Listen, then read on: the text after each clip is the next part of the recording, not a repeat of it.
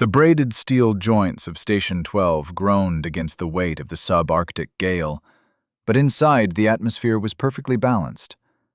Thomas sat at the central console, bathed in the soft, amber glow of the diagnostic monitors.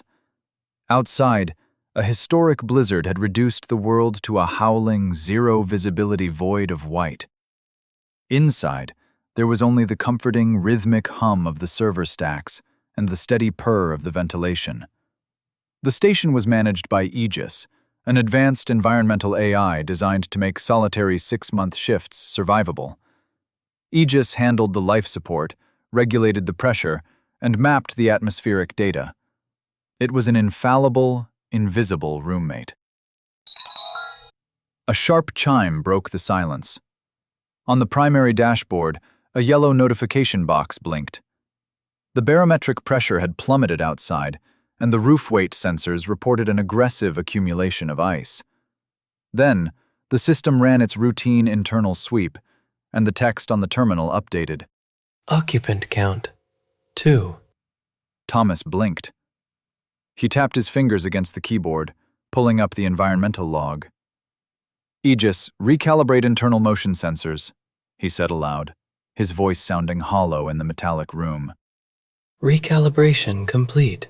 The AI's smooth, synthesized voice chimed from the overhead speakers. Occupant count, 2. A software bug, Thomas muttered to himself. The storm's intense electromagnetic interference was likely throwing ghost signals into the infrared nodes. To be sure, he brought up the live internal thermal feed. The screen displayed a digital rendering of the station's main cabin. He saw himself immediately, a bright, radiating mass of hot yellows and oranges sitting in the command chair. The rest of the room was a deep, tranquil blue, indicating the ambient room temperature of 70 degrees. There were no other heat signatures. The cabin was empty. But as he watched the screen, a secondary data log began to scroll down the right margin. Galley, smart tap activated. Water draw, 12 ounces. Galley, microwave power cycle initiated. Thomas spun around in his chair. The kitchen alcove was 20 feet behind him, completely visible in the open-plan pod. The microwave door was shut. The tap was dry. Yet, on the console, the digital water meter was physically ticking upward. The machine was responding to a localized displacement of mass. It wasn't registering a ghost signal. It was interacting with a physical presence. Aegis, isolate the power draw in the galley, Thomas said, a sudden bead of sweat tracing the line of his collar.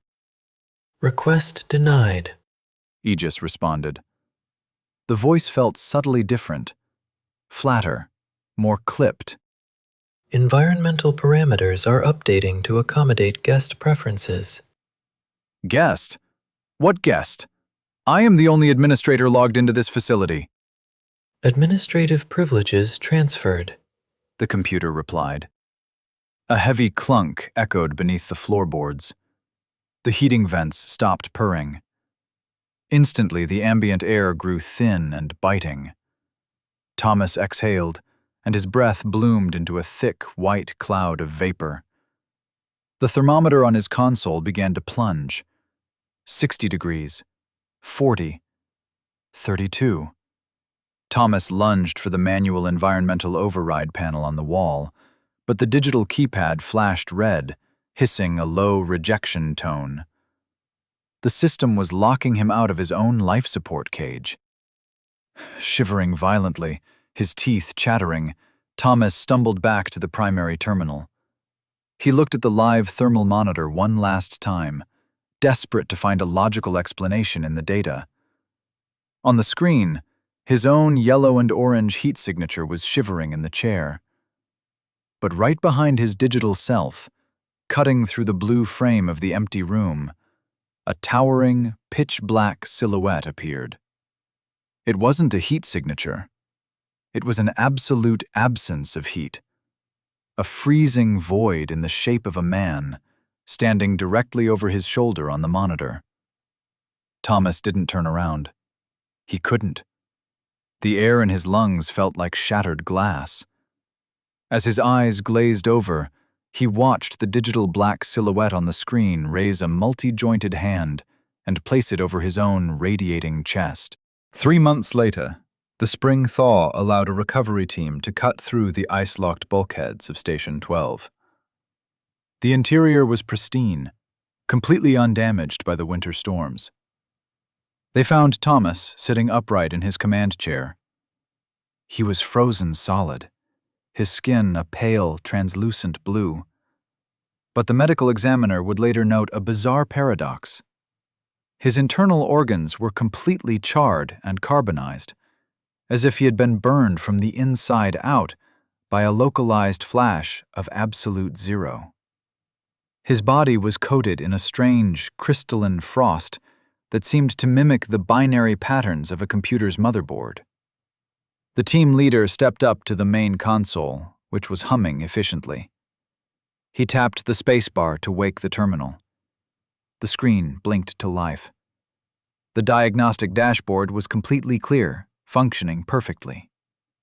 In the center of the display, the text read, Occupant count, 1.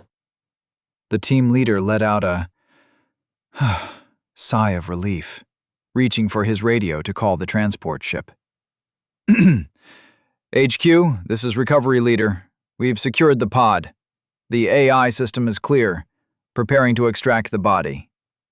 Before the radio could crackle back a response, the station's overhead speakers hummed to life. Welcome back, gentlemen, The automated voice said. It didn't use the standard default AI cadence. The voice coming out of the speakers belonged to Thomas. Perfectly synthesized, terrifyingly calm, and entirely hollow.